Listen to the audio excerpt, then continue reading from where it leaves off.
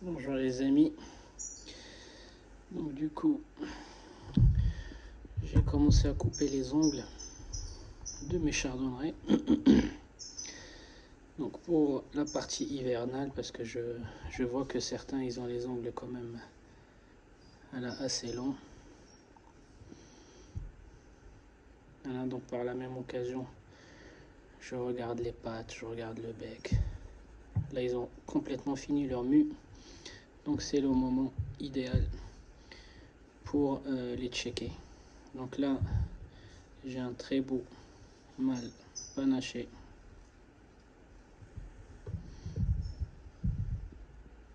Voilà.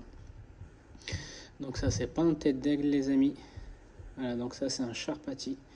Donc comme vous pouvez voir, il lui reste encore quelques pigments rouges autour du bec et 2 taches noires sur la calotte. D'accord, donc encore une fois, rappel, le tête d'aigle, la mélanine s'arrête là. Et puis il a un minimum de caroténoïdes rouges. C'est-à-dire il n'a pas du tout de noir ici, il n'a pas du tout de rouge ici. Sauf les femelles, on peut tolérer quelques pigments de femelles ici là.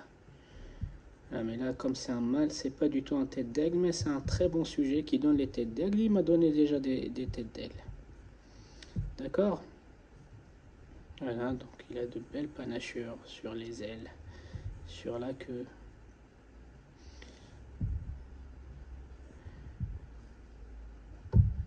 Voilà, donc ça c'est de l'agate, c'est pas de laminé. Vraiment de l'agate.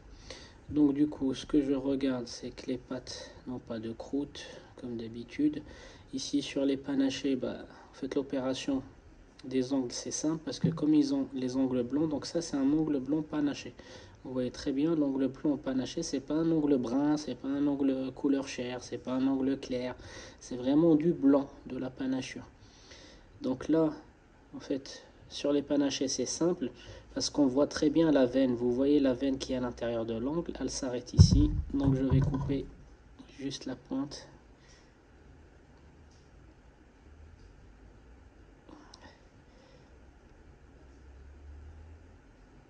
Je vais tenir sa tête comme ça. Parce que sinon, il risque de mettre sa tête sur le ciseau. Voilà. Et donc du coup, je vais couper juste après la veine.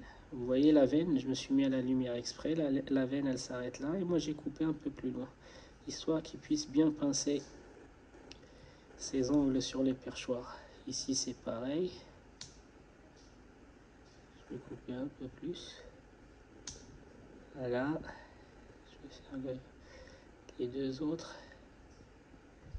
même si les deux autres ils sont petits, en fait ils commencent à se tourner, donc je vais enlever uniquement les pointes.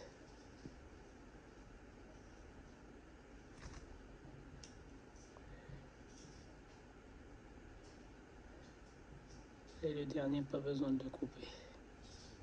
Celui-ci, je vais quand même couper un peu plus. Voilà. Et je fais la même chose sur lui.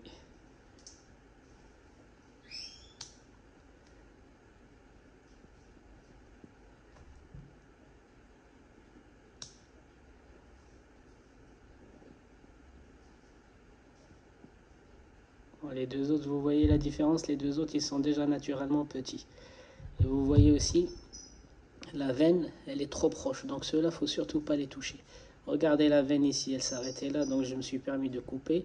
Mais ceux-là, je ne vais pas les couper parce qu'ils sont petits et la veine, elle est trop proche. Donc c'est du cas par cas à faire. D'accord? Donc n'oubliez pas, une fois que vous avez coupé les ongles, n'oubliez pas en fait de le remettre le papier sablé sur les perchoirs. Donc idem, je passe un brun pastel panaché. Donc pareil, quand vous avez des mutations qui sont claires comme ça et vous n'arrivez pas à voir la panachure, vous mettez, comme je vous ai expliqué dans des anciennes vidéos, mettez une feuille blanche ici et vous devez voir la différence entre les plumes. Là en l'occurrence tout est blanc, mais il se pouvait qu'elle ait des plumes en fait beige ici et le blanc qui est ici de l'autre côté. Voilà, là par exemple, non, non. Mais il se pouvait, je vais regarder sur la queue. Non. Donc là, en l'occurrence, les ailes et la queue, ils sont blancs. Mais j'ai déjà eu en fait des bruns pastels où jusque là c'était mélanique et jusque là c'était blanc, et l'œil de l'humain, elle a du mal en fait à voir cette différence de teinte vu que tout est clair. Bah, vous mettez soit une feuille blanche derrière, soit vous approchez, voilà, les rémiges tertiaires des rémiges secondaires et primaires. Donc même constat. Donc là c'est pas un tête d'aigle. La mélanine ne s'arrête pas ici, mais on voit qu'elle remonte un peu ici. Donc là, de loin, les gens ils vont penser que c'est un tête d'aigle. C'est pas un tête d'aigle. Le brun pastel, en fait, il a une calotte, on le voit ici. En fait, elle commence là. J'attends qu'il... Voilà. Elle commence là. Ici, elle est panachée. Donc elle descend pas, elle contourne pas les joues. Par contre, il est bien mélanique ici. Donc c'est pas du brun, c'est pas du tête d'aigle.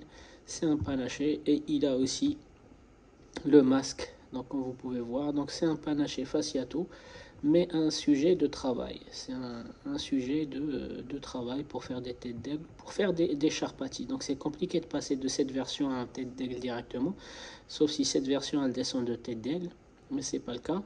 Mais par contre, vous pouvez passer dans un premier temps au charpati, comme la gatte que je vous ai montré tout à l'heure, pour minimiser les pigments rouges et minimiser les pigments beige ici, et après vous passerez aux têtes d'aigle. Donc ce qui est marrant, c'est que... Alors il faut faire attention en fait quand on... Il faut faire attention quand on travaille en fait la sélection. Des fois on se concentre tellement sur... En fait sur la plume, sur les panachures, sur machin, qu'on oublie en fait d'autres critères comme les parties cornées. Alors les parties cornées, c'est un piège quand on travaille la panachure. Les parties cornées, c'est-à-dire les ongles et le bec. Tellement on veut plus de panachure sur nos oiseaux qu'on va commencer à sélectionner. Là, vous voyez, il y a un tout petit peu de sang qui commence à sortir. Moi, j'ai dû toucher la veine. Mais ça va cicatriser parce que c'est pas... Donc, vous voyez, c'est pour ça qu'il faut être attentif. Donc, ceux-là, ils sont trop petits et trop proches de la veine. Je ne vais pas les toucher. Ici, j'ai réussi. Ici, j'ai réussi, mais j'ai quand même touché la veine. Mais c'est pas grave, en fait le sang il coule pas trop, donc je mettrai un peu de bétadine avant de le relâcher, mais à ce niveau là ça va cicatriser.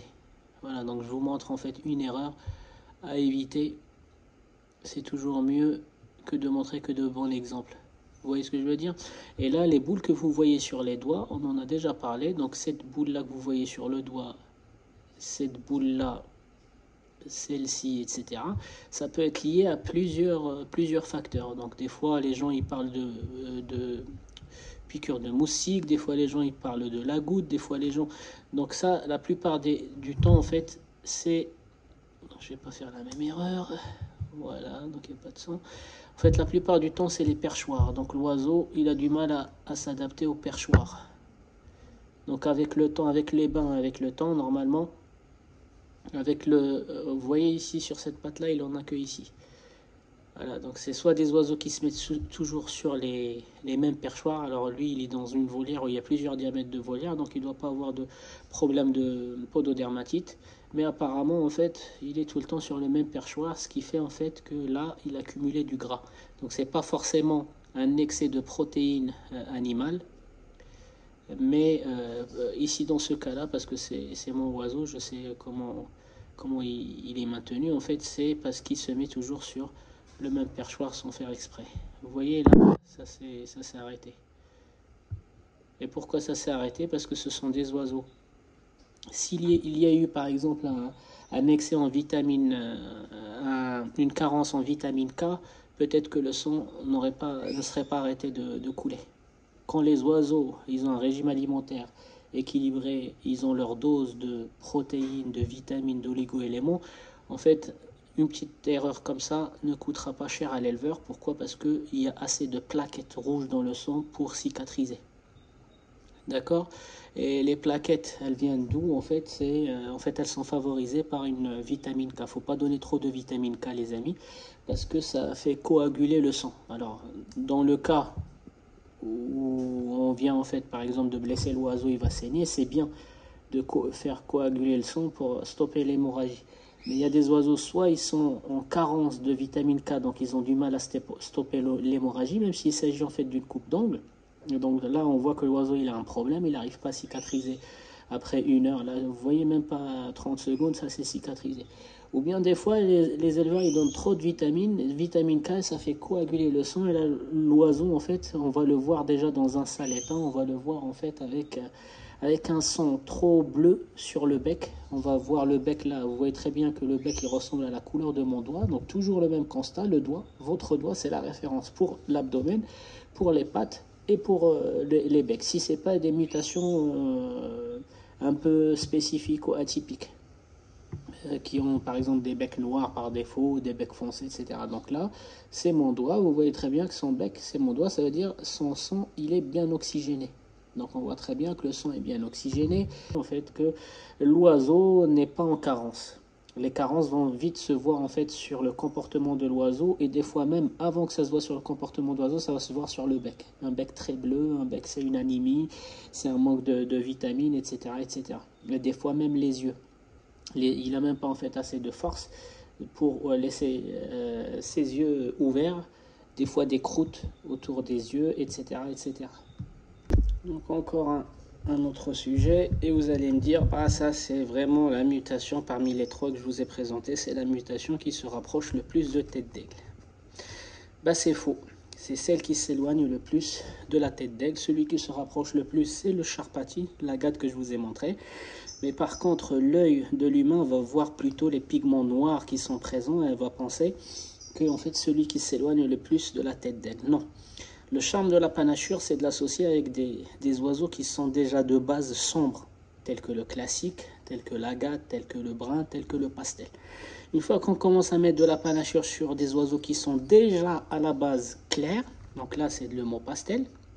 Le mot pastel, vous voyez comment il est en fait sa mélanine. Vous voyez comment est sa mélanine. Donc déjà il a le dos très clair, blanc ou très clair. Et puis quand on lui associe en fait la panachure, on n'apprécie pas cet effet bicolore entre le blanc et la couleur de base, entre le blanc de la panachure et la couleur de base de la mutation.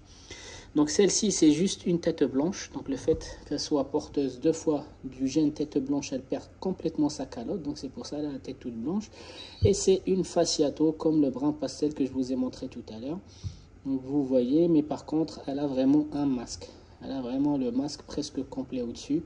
En dessous, elle n'a rien du tout, mais par contre, elle a beaucoup de masques. Donc c'est celle qui s'éloigne le plus du tête d'aigle parmi les trois que je vous ai montré tout à l'heure. Donc méfiez-vous, des fois, en fait, on va vous montrer un oiseau qui est déjà tête blanche, qui est déjà clair, et vous allez penser en fait que le blanc que vous voyez ici, c'est de la panachure, ou le blanc que vous voyez ici, c'est de la panachure. Non, le blanc qu'on voit ici, il est en fait le résultat de la mutation hémopastel. Et le blanc que vous voyez ici, qui fait disparaître la calotte, n'est pas de la panachure, c'est juste les gènes tête blanche. Donc si vous voulez... Celle-ci, je la connais par cœur parce que c'est une femelle de l'année dernière. Elle n'a aucune plume blanche, même si vous n'arrivez pas à le voir. Elle n'a aucune plume blanche, elles sont juste un peu délavées. La queue, c'est pareil, je pense qu'elle a une seule plume blanche sur la queue. Et puis, la panachure s'est manifestée directement sur son masque ici. Là. D'accord? Donc, méfiez-vous, c'est pas un tête d'aigle, c'est pas un panaché blanc, c'est vraiment de l'hémo pastel à la base. Et la panachure a effacé en fait la gorge. C'est pour ça qu'elle est devenue fasciato. Mais c'est un bon sujet à mettre par exemple avec l'agate charpati que je vous ai montré tout à l'heure pour sortir des femelles agate tête blanche. Donc pareil, je vais regarder rapidement si normalement elle dans son gène, vous voyez en fait celle-ci par défaut ou naturellement elle a des ongles qui ne poussent pas, qui restent comme ça. Alors j'ai dans ma souche des oiseaux qui font pousser les ongles régulièrement et le bec régulièrement, et d'autres, en fait, vous voyez très bien, en fait, j'ai pas besoin, je lui ai jamais coupé en fait les ongles parce que là, la forme de ces ongles, en fait, c'est les ongles de l'année dernière, en fait.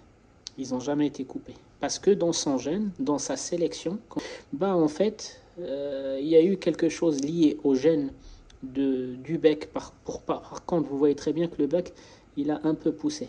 Donc là, je vais lui donner juste du papier sablé. Vous voyez que le bec, il pousse, mais pas les ongles. Mais ça, c'est dans le gène. Donc des fois, tellement on sélectionne mal les panachés, on est en train de les sélectionner en se concentrant ou se focus sur la couleur et les taches de panachure pour faire des têtes d'aigle, et on oublie en fait qu'on est en train de mal sélectionner le bec. On tombe sur des panachés fasciato ou gorge blanche qui ont le bec qui pousse trop vite. Donc ça, c'est aussi quelque chose qui a été transporté dans le gène sans faire attention.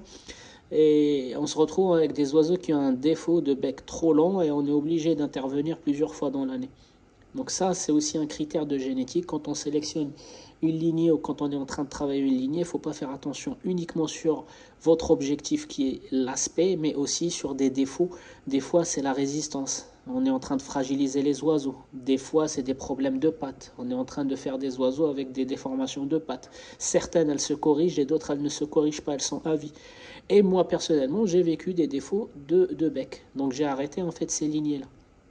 Donc là, vous voyez très bien que je vous présente pas beaucoup de, vous voyez pas beaucoup de panachés, beaucoup de fasciato dans mon élevage. C'est parce que j'ai arrêté en fait 2 lignes d'agate fasciato sur lesquelles en fait j'étais trop focus sur l'aspect fasciato et j'ai négligé ou oublié en fait le bec. Donc du coup, je me retrouve en fait avec des becs longs qui poussent très vite, qui ont été transportés et fixés dans le gène de la lignée que je travaillais. Donc là, je suis reparti depuis 2 ans sur un autre travail en regardant un peu globalement l'oiseau et pas que les taches de panachure. Donc beaucoup d'éleveurs génèrent des problèmes de foie aussi. Donc moi j'ai beaucoup d'amis qui ont fait des panachés mais qui ont systématiquement du foie et il ne disparaît pas alors que les oiseaux ne mangent pas trop, ils sont bien équilibrés. En fait les seuls oiseaux dans un élevage qui ont le foie, chez par exemple 2 ou 3 amis, ce sont les panachés. Alors qu'ils ont le même régime alimentaire que les autres, le même espace pour brûler les calories, etc. En fait, ça se traduit par quelque chose qui a été fixé dans le gène de cette lignée-là sans faire exprès. Donc on me dit pourquoi les panachés ils sont trop fragiles, machin. En fait, c'est parce que leur sélection s'est faite sur l'aspect en oubliant les fonctions élémentaires ou les fonctions vitales, les amis. Donc moi, je vous partage mon erreur, c'est que j'avais généré des lignées avec un bec qui pousse beaucoup trop vite, des fois même des ongles. Et j'ai des amis en fait qui ont généré des lignées de panachés avec un foie alors que l'oiseau n'est pas malade, c'est juste que le foie en fait il a été disproportionné en fait. Dans la génétique, le foie il a été créé beaucoup plus gros que d'habitude et il se voit tout le temps. Donc là, un autre brun pastel. Donc vous voyez que celui-ci c'est un brun pastel tout à fait normal, donc il n'a pas de panachure. Donc regardez comment ces rémiges et ces plumes elles sont. Vous voyez qu'elles sont beiges, pardon. Elles sont pas blanches.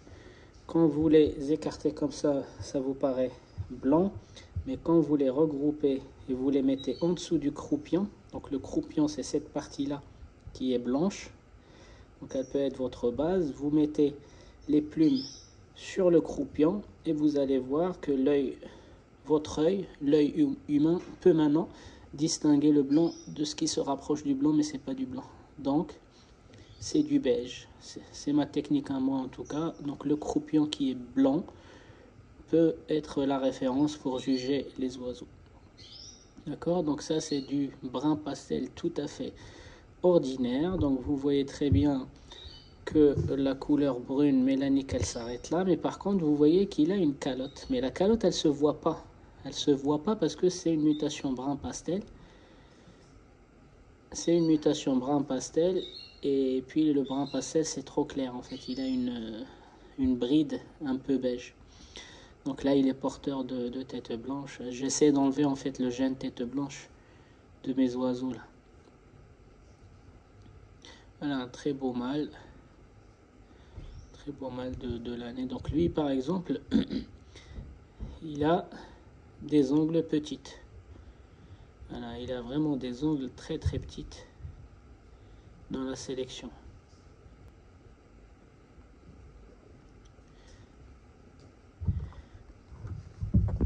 Ça marche les amis, donc une petite routine de mon dimanche matin ou samedi matin, je sais même pas quel jour on est.